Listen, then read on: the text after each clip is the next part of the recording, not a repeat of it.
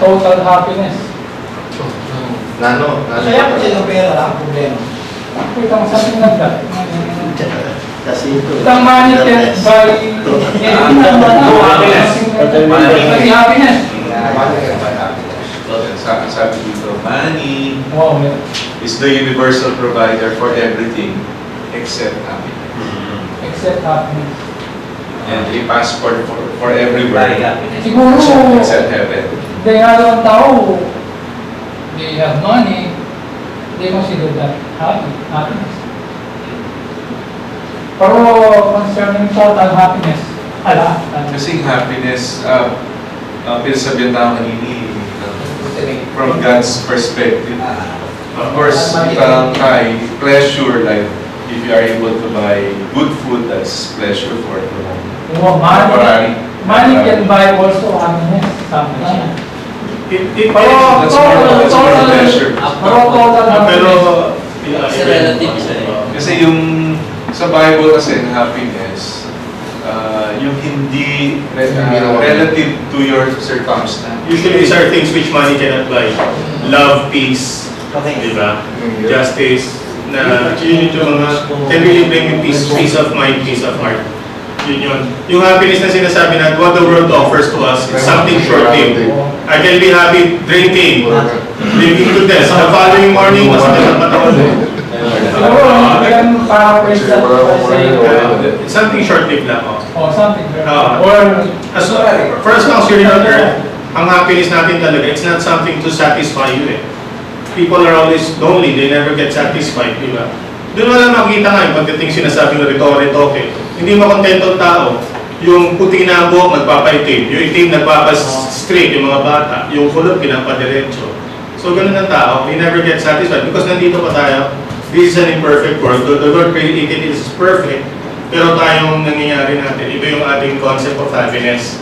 Yung nga sinasabi ni Benedict, yung happiness that the Lord can give is something which is really lasting. Once you find the Lord, as total happiness. oh yeah, yun talaga yun. Yung bagay, complete definition. Money can buy total happiness. Oh, talaga. Money can buy material happiness.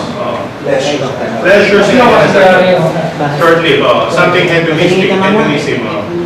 Kasi if we review what's written, sabi nga ni Jesus, di ba, yung Beatitudes, happy are those who are harming, poor in spirit, yung mga binanggit niya doon, walang kinalaman sa mga circumstance, sa material, Something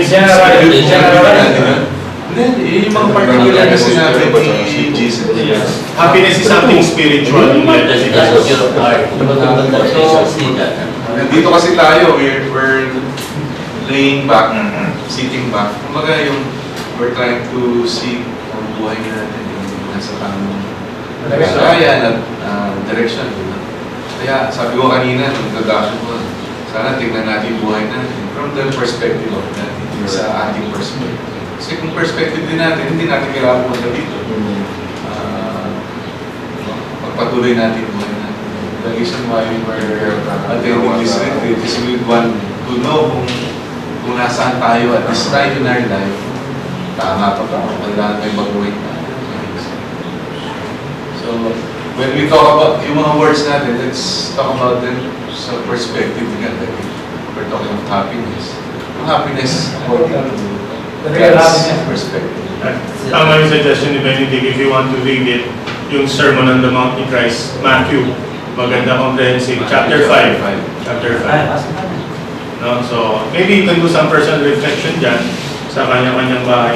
So yun nga, itong ating retreat is just something for us to remember yung mga, we already know it in our hearts, yung about God and about the good things in life. Yung nga, it's a matter of reminding us.